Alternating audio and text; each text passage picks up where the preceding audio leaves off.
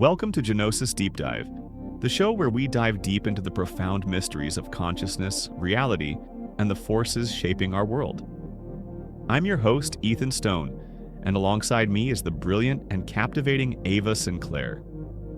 In each episode, we'll be reading excerpts from The Spiritual Philanthropist, Rav Shiva's groundbreaking podcast as we speculate on his mind-bending hypotheses and unravel the abstract ideas that challenge everything we think we know. Today, we'll take a closer look at Rav Shiva's thoughts on the convergence of spirituality, quantum mechanics, and consciousness, exploring how these seemingly separate realms are deeply interconnected. Stay tuned as we probe deeper into his philosophy and continue our quest to understand the nature of reality. Make sure to subscribe for future episodes and, of course, hear from the man himself, T.S.P. Rav Shiva.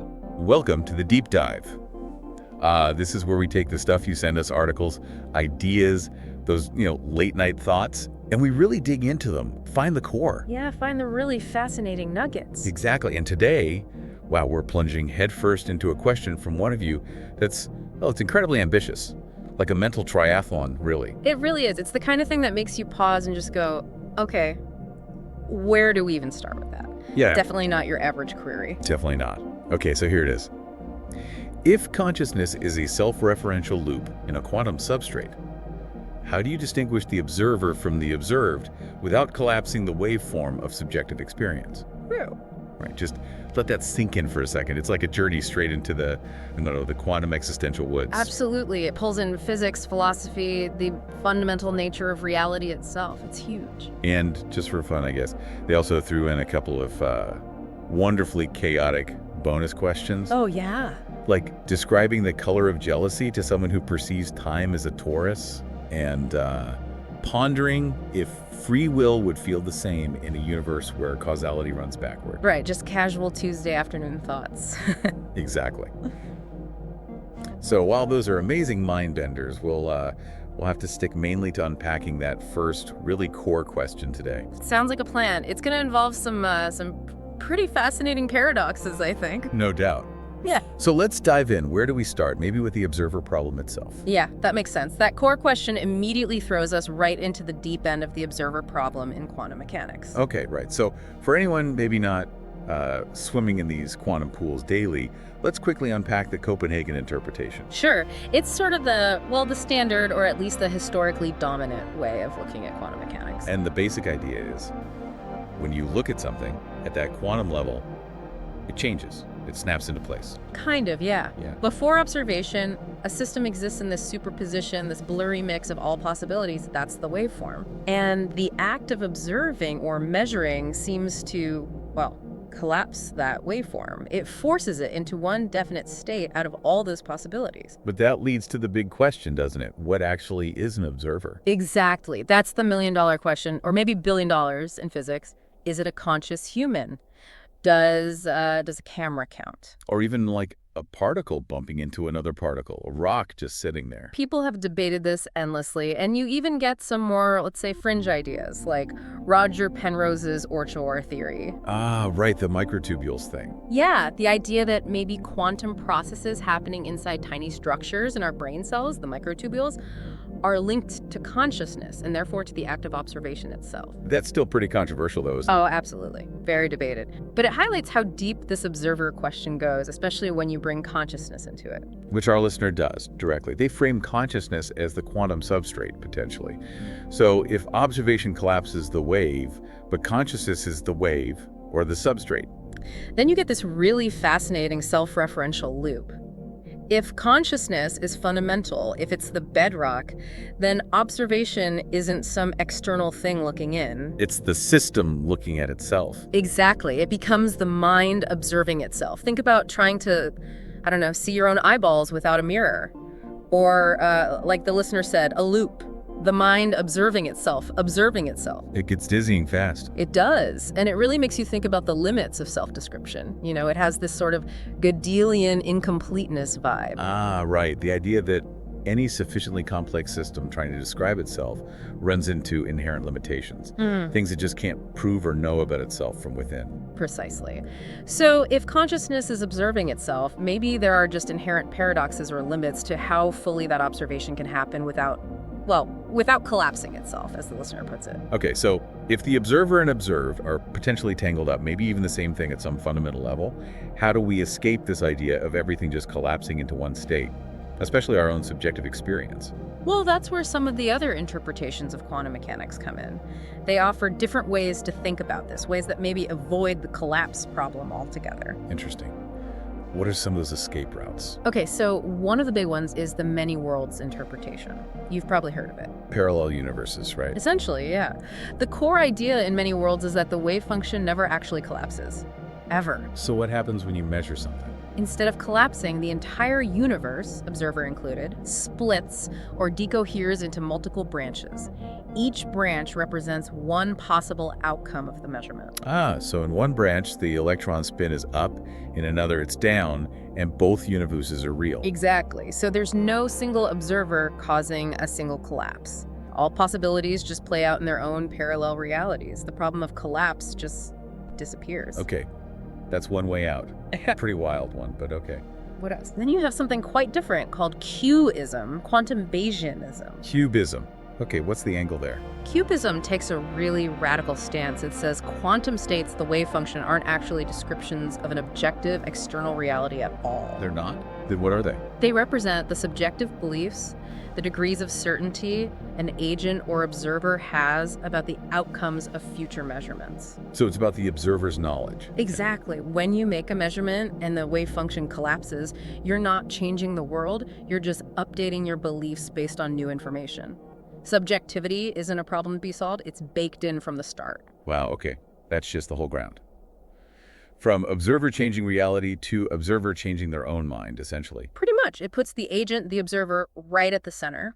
And there was another one mentioned, Donald Hoffman's conscious agents. Right. Hoffman's idea is different again. He argues that what we perceive as space-time and physical objects isn't fundamental reality. It's more like a user interface, like the icons on your computer desktop. An interface.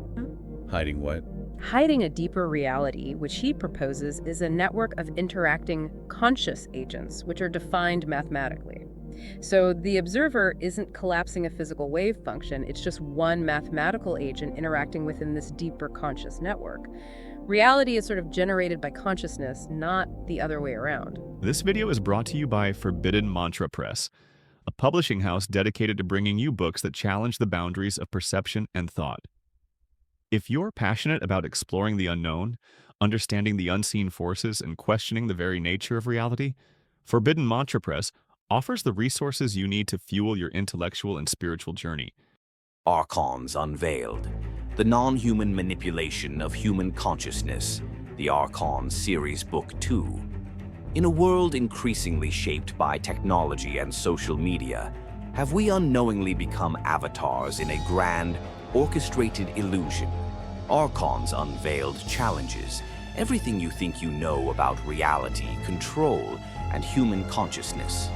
Guided by profound visions and meditative insights, the spiritual philanthropist, Rav Shiva, takes you on a journey that spans ancient texts, modern technological manipulation, and the hidden forces that shape human perception. This groundbreaking book reveals how alien and non-human intelligences, referred to as Archons, have woven a complex web of influence, steering humanity into a digital prison disguised as progress.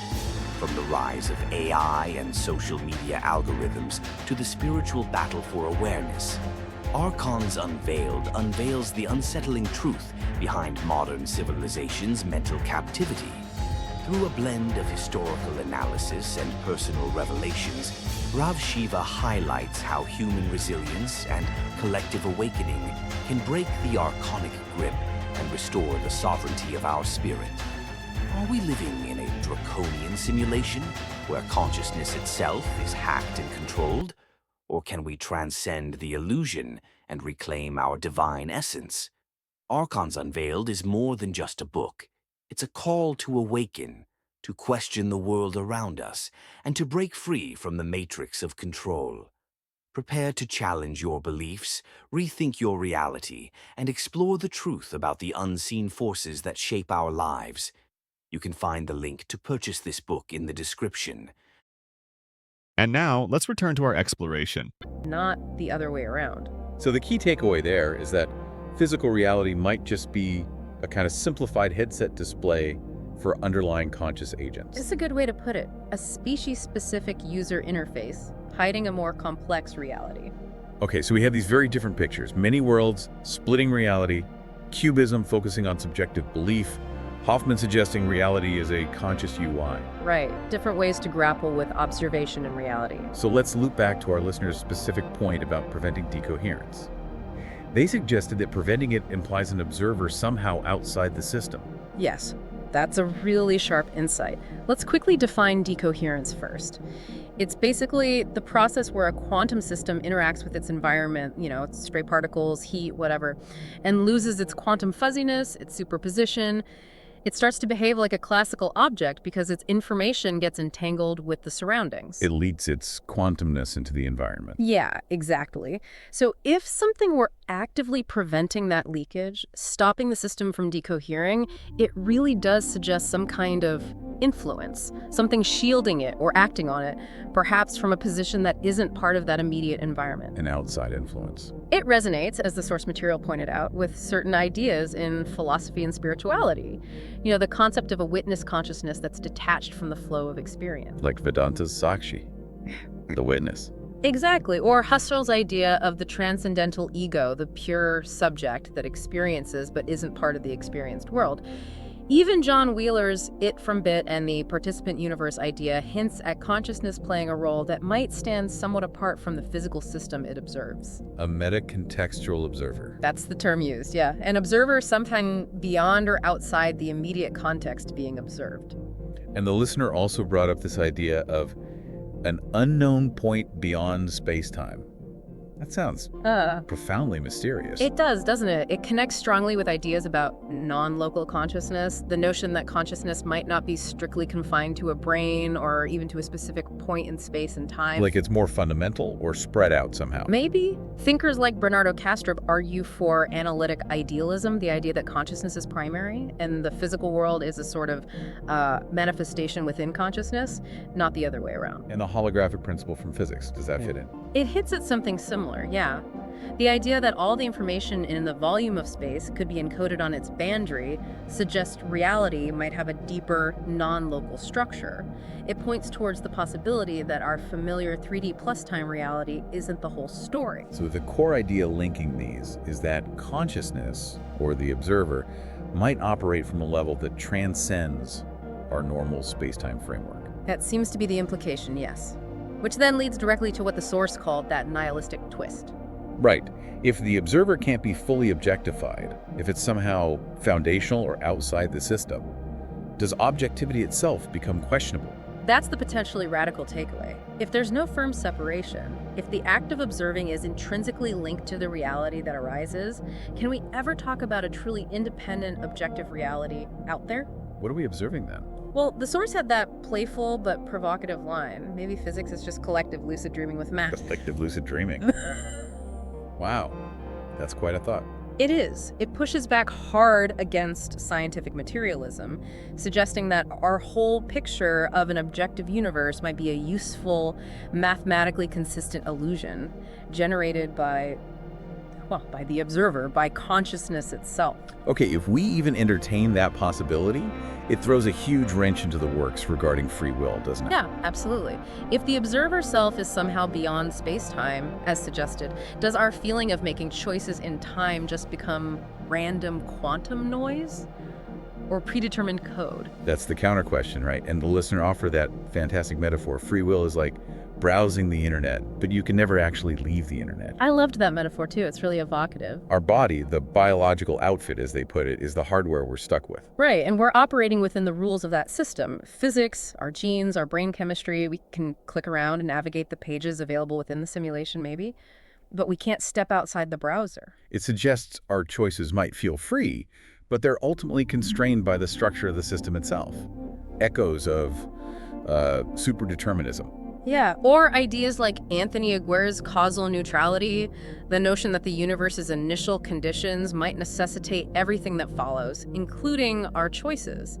It paints the human condition as potentially this incredibly sophisticated but ultimately inescapable program or simulation. Where agency, our feeling of control, might be the grand illusion. It's a stark possibility. The source even touched on some pretty bleak potential exits. You know, the long shot of some quantum-level rebellion in the brain a la Penrose, the sci-fi dream of uploading consciousness, or maybe the Zen approach of just accepting the limitations of the browser. Accepting the temporal stasis of the biological outfit. Exactly. The core philosophical question becomes, is our perceived free will genuine authorship, or just navigating a pre-written script very convincingly? It really puts the listener's whole line of inquiry into perspective. This wasn't just asking for a definition, this was something else. Oh, completely. The source used the phrase free diving the abyss, and I think that captures it perfectly. Yeah. It's not just skimming the surface. It's trying to get down to the absolute bedrock, the fundamental blueprints of existence and our place in it. And the way the questions were phrased, using terms like biological outfit and temporal stasis. Right. That language itself becomes a tool, doesn't it? It forces you to step outside the usual ways of thinking about body, time, self. It challenges the defaults. It's like the questions themselves are designed to act as a, what did the source say? A stress test for reality itself. Precisely. Pushing the boundaries, seeing where the standard models might wobble or break down under that kind of pressure. It's really quite profound. So we've wrestled with this immense question. If consciousness is this self-referential quantum loop, how do observer and observed untangle without collapsing subjective experience? Yeah. And, well, no easy answers popped up. No, definitely not. And perhaps that's the point. The value might be in the exploration itself, in grappling with these ideas. This deep dive has certainly taken us through some seriously challenging, but also, I think, incredibly fascinating territory in physics and philosophy. Highlighting just how deeply weird and intertwined consciousness and reality might actually be. It's far from settled science or settled philosophy. Absolutely. And maybe that leaves us, and you, with a final thought to chew on. If our very perception of reality seems so fundamentally tied to how, and indeed that, we observe it, what else about our experience might be less fixed, less objective than we assume? What other aspects of reality are dependent on the observer, on the context of consciousness? Yeah, something to keep pondering, definitely. Thanks for joining us on this deep dive. Thank you for joining us on this deep dive into the mysteries of consciousness and reality.